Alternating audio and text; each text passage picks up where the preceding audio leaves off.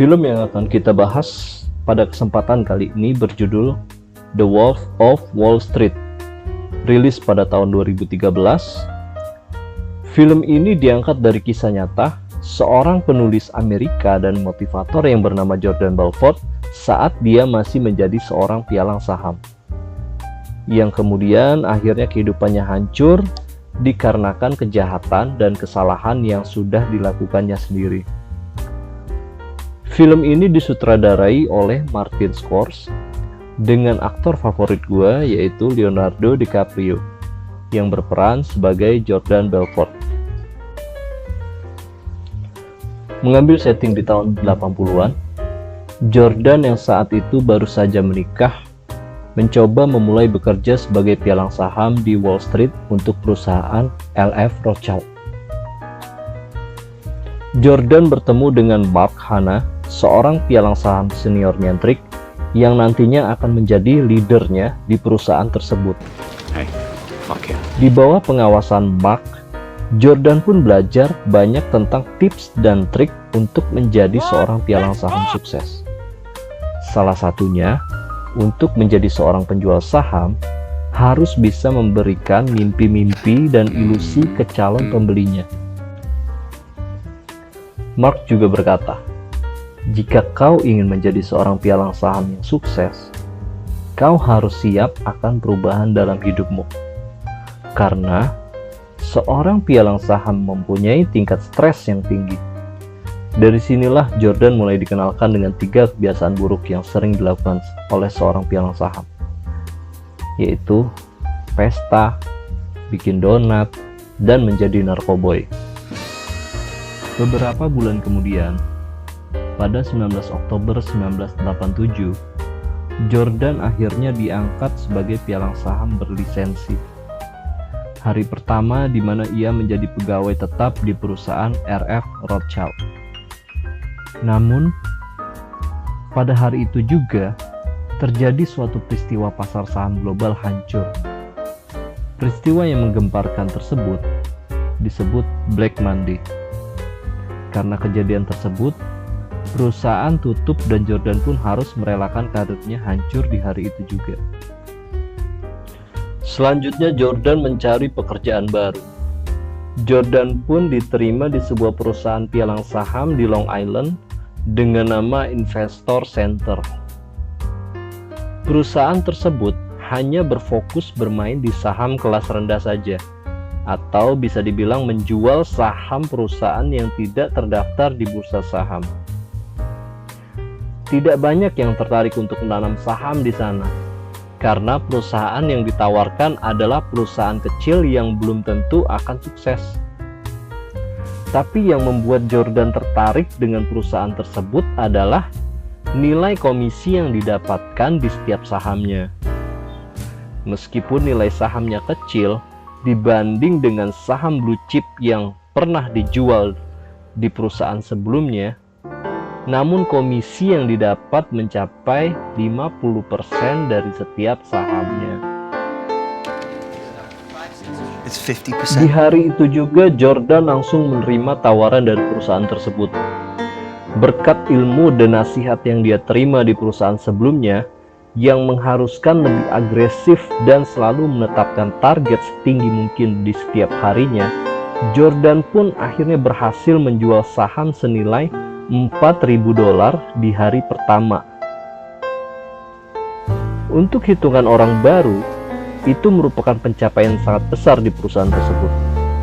Orang-orang di sekelilingnya salut dengan kemampuan Jordan yang dapat dengan mudah menjual saham-saham perusahaan biasa dengan harga yang luar biasa.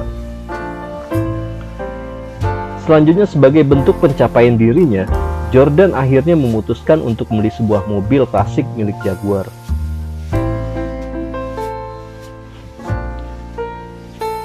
Di suatu hari di saat Jordan sedang makan siang di restoran, sambil pamer mobil Jaguar kuning barunya, Jordan berkenalan dengan tetangganya yang bernama Donny Azoff. Donny terkesan dengan mobil baru Jordan, serta kaget dengan penghasilan yang didapat Jordan setiap bulannya. Donny pun ingin menjadikan Jordan sebagai partnernya untuk mendirikan perusahaan. di bidang jual beli saham. Dan di saat itu juga, Donnie langsung mengajukan resign dari perusahaan lamanya. Sebagai bentuk perayaan kecil atas rencana mereka berdua, Donnie mengajak Jordan ngebaks bareng biar lebih rileks, kata Donnie. Pada hari itu juga, mereka menyewa sebuah garasi yang nantinya akan digunakan sebagai kantor. Dan selanjutnya merekrut beberapa teman kampungnya si Donnie, yang antara lain Brad, Kester, Eldon, dan Nicky. Jordan memberikan penjelasan tentang apa itu pialang saham dan bagaimana menjual dengan baik. Mereka pun akhirnya sepakat untuk bergabung bersama Jordan, kecuali Brad, yang memang sudah merasa cukup dengan bisnis narkobanya.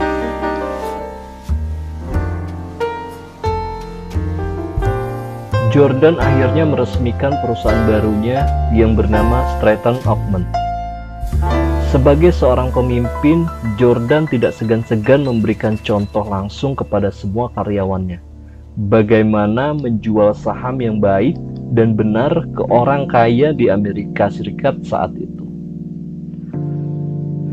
Semua ilmu yang Jordan miliki diajarkan semua ke mereka, yang pada akhirnya menjadikan mereka seorang pialang saham yang handal.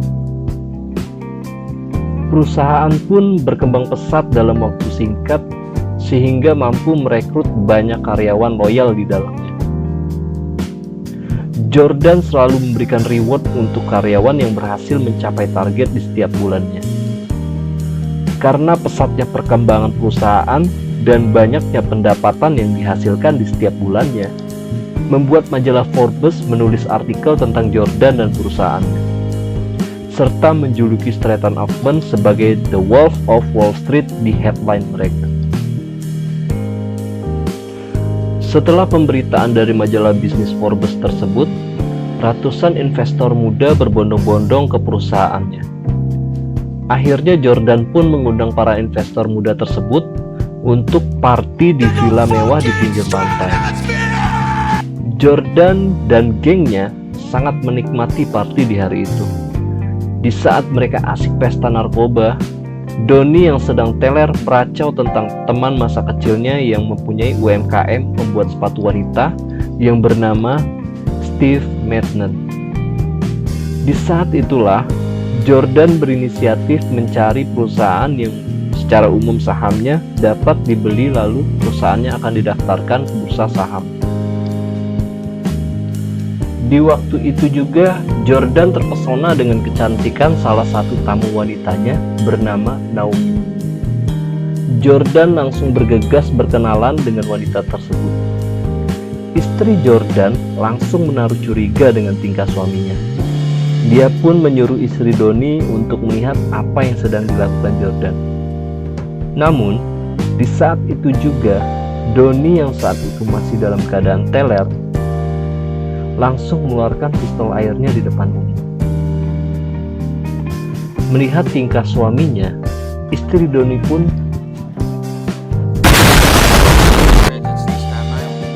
pendekatan kepada Naomi terus dilakukan. Pada malam berikutnya, Jordan coba menggoda Naomi dengan mengajaknya dinner, yang selanjutnya mengantarkan Naomi ke rumahnya. Mereka pun semakin dekat dan sampai akhirnya istri Jordan mengetahui perselingkuhan tersebut. Istri Jordan menggerebek mereka berdua sedang bikin donat di mobil mewah Jordan. Dan akhirnya mereka bercerai dan Jordan membeli apartemen mewah untuk tinggal bersama Naomi.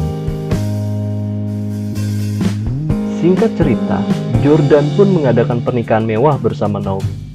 Mereka melangsungkan malam pernikahan di sebuah kapal pesiar dengan sangat mewah. 18 bulan kemudian, akhirnya mereka berdua dikaruniai seorang putri cantik bernama Skylar. Di suatu hari, Naomi mengetahui bahwa Jordan masih suka jajan donat sembarangan. Sehingga Naomi begitu kesal dengan tingkah Jordan, Jordan pun dilarang menyentuh donat pinknya Naomi. But no touching. Kabar gembira akhirnya datang untuk perusahaan Stratton Augment. Berkat bujuk rayu Donnie, Steve akhirnya setuju perusahaan sepatunya go public bersama Stratton Augment. Dan sejak saat itu, Jordan and the Gang secara ilegal menghasilkan $22 juta dalam 3 jam. Hal inilah membuat Jordan dan perusahaannya menjadi perhatian khusus dari FBI. Jordan mengetahui kabar tersebut. Jordan dicurigai melakukan pencucian uang serta melakukan kegiatan ilegal di perusahaannya. Hingga suatu hari, Jordan didatangi agen FBI saat ia bersantai di kapal pesiarnya. Jordan pun didesak untuk mengakui semua kegiatan ilegalnya. Jordan mencoba menyuap agen FBI tersebut agar menghentikan penyelidikan terkait perusahaannya. Namun, semua itu tidak berhasil, yang berakhir pada penolakan tegas dari agen FBI tersebut.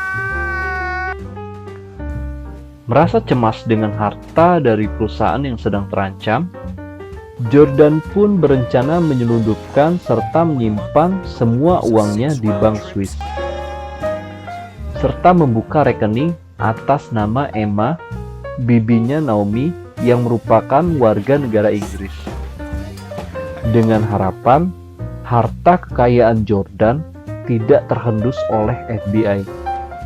Jordan menggunakan istri dan kerabat Brad yang memiliki paspor Eropa untuk menyelundupkan semua uang perusahaan ke bank Swiss.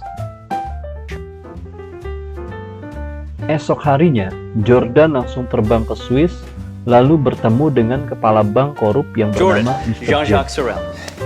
Selanjutnya, Jordan pun menemui bibi Emma untuk membicarakan rencana miliknya. Selanjutnya, masalah pun muncul saat Brad ingin mengambil uang bagian Donnie. Donnie berkelahi dengan Brad di depan umum. Oleh karena terbawa emosi, Brad mengeluarkan senjata yang tentunya membuat polisi langsung bertindak dengan kejadian tersebut. Panik dengan keberadaan polisi, mereka berusaha kabur. Donnie berhasil kabur, namun Brad tidak sempat untuk kabur sehingga akhirnya terpaksa Brad mendekap di penjara. Donnie yang masih dalam keadaan panik dengan kejadian penangkapan Brad tidak langsung memberitahukan ke Jordan tentang kejadian tersebut, tapi malah menyusun rencana dan mengajak Jordan untuk tes pil dangdut langka yang baru didapatnya. Dengan harapan ketika Jordan teler, Donnie bisa bercerita semua kejadian yang terjadi di hari tersebut. Sampai akhirnya tibalah malam untuk melakukan ritual tes pil dangdut langka bersama.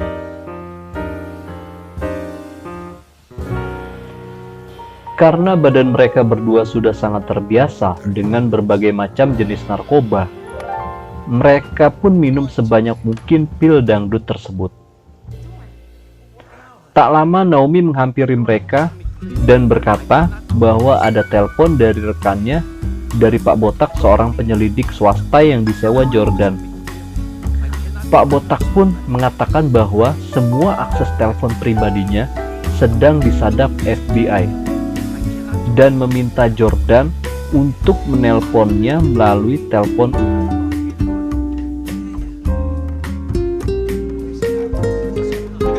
Jordan langsung bergegas mencari telepon umum di dekat rumahnya. Pak Botak langsung mengabarkan bahwa Brad sudah ditangkap. Jordan akhirnya menyadari bahwa Brad terakhir bertemu Donnie. Lalu Jordan pun emosi, dan saat itulah efek dari pil dangdut mulai terasa. Sesaat Jordan berubah menjadi bekicot, lalu pulang dalam keadaan oleng-oleng. Jordan pun bersusah payah untuk kembali ke rumah. Sesampainya di rumah, ia langsung mencari Donnie dan berniat untuk memukulinya. Donnie yang saat itu panik malah makan singkong secara membabi buta, hingga Donnie pun tersedak oleh ulahnya sendiri. Jordan pun tidak tega melihat temannya hampir koit.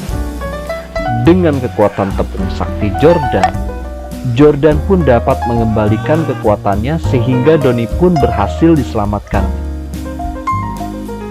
Lalu beberapa saat kemudian polisi pun datang dan Jordan pun ditangkap atas pelanggaran lalu lintas yang sudah dilakukan. Khawatir dengan terlalu banyak masalah yang dihadapi Jordan, ayah Jordan, Max, menyarankan agar ia meninggalkan Stratton Oakmont dan mengaku atas kesalahannya. Namun, Jordan menolak atas saran tersebut. Di sisi lain, Jordan dan teman-temannya melakukan pesta besar kembali di atas kapal untuk merayakan Brad yang sudah bebas dari penjara. Brad dijamu habis-habisan saat itu oleh Jordan. 2 tahun kemudian, di saat Jordan dan Donnie sedang berlibur ke Italia, Jordan mendapatkan telepon dari perusahaannya bahwa Steve mencabut sahamnya di Oakmont sebesar 80%. Dan saat itu juga Jordan mendapatkan kabar dari Naomi bahwa Bibi Emma telah meninggal karena serangan jantung. Jordan bukan malah bersedih tentang kematian Bibi Emma, tapi malah bingung memikirkan uangnya yang ada di rekening Bibi Emma. Jordan pun langsung menghubungi Bank Swiss dan beruntungnya uang Jordan selamat. Namun, dengan syarat ia harus segera sampai di Swiss keesokan harinya. Di sisi lain, Bibi Emma akan dimakamkan ke tempat asalnya di Inggris. Jordan pun bingung apakah harus ke London untuk melayat Bibi Emma atau mengurus uangnya di Swiss. Sudah jelas, Jordan pasti lebih mementingkan uangnya di Swiss dulu baru ke London. Jordan memutuskan untuk segera pergi ke Swiss saat itu juga untuk menyelesaikan rekening di bank tersebut. Jordan memaksa kapten kapal pesiarnya untuk tancap gas langsung ke Swiss. Kapten kapal memperingatkan Jordan jika jalur untuk menuju ke Swiss sangatlah beresiko.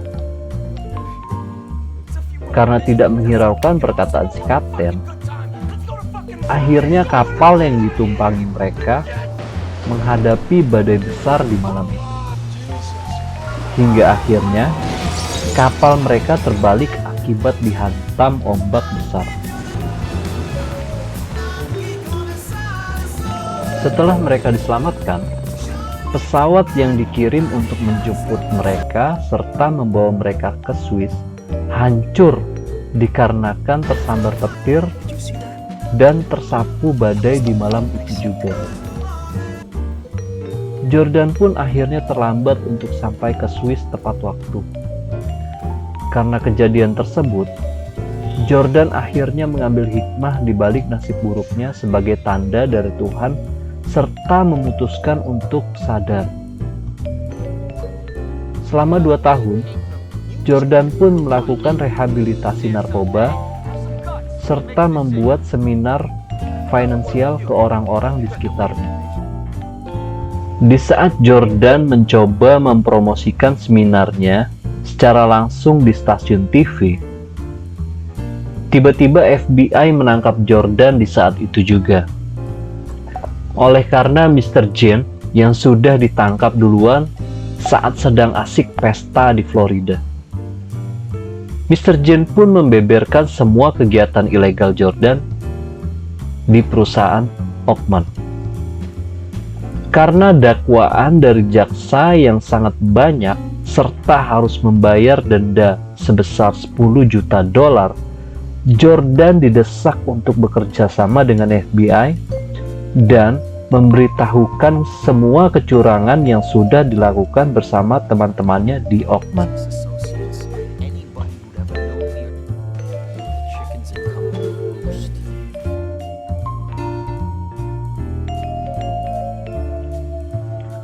Masalah menjadi lebih kompleks di saat Naomi menggugat cerai Jordan. Naomi memberitahu Jordan bahwa ia menceraikan Jordan dan menginginkan hak asuh penuh untuk anak-anak mereka.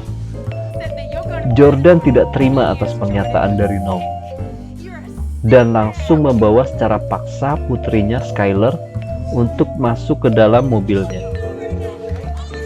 Dengan keadaan emosi serta pengaruh tepung yang baru saja dikonsumsinya, Jordan tancap gas tanpa memikirkan keselamatan putrinya. Baru keluar dari garasi mobilnya, Jordan langsung menabrak tong sampah yang ada di halaman rumahnya. Jordan pun harus merelakan perceraiannya dengan Naomi serta menyetujui untuk bekerja sama dengan FBI.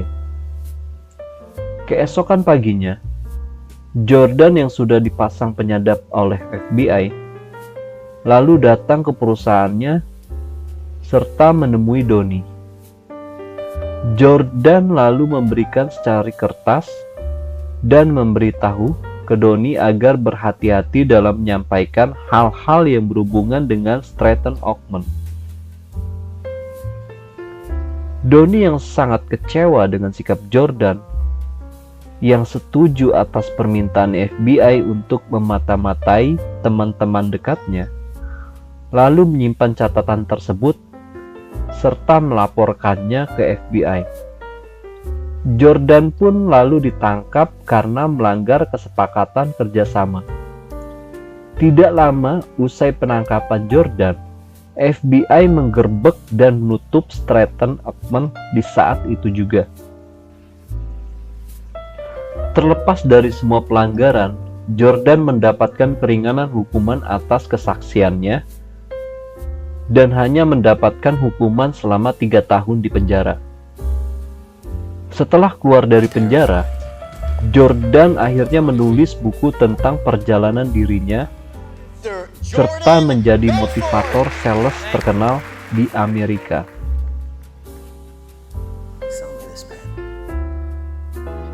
Lalu filmnya pun selesai. Menurut gue, film ini sangatlah menginspirasi. Banyak poin yang bisa kita ambil dari film ini ya. Langsung saya rangkumkan saja, ada 3 poin penting yang bisa kita ambil dari film ini. Versi gua. 1. Pengalaman itu sangatlah penting. Terbukti dengan pengalaman Jordan saat di Wall Street.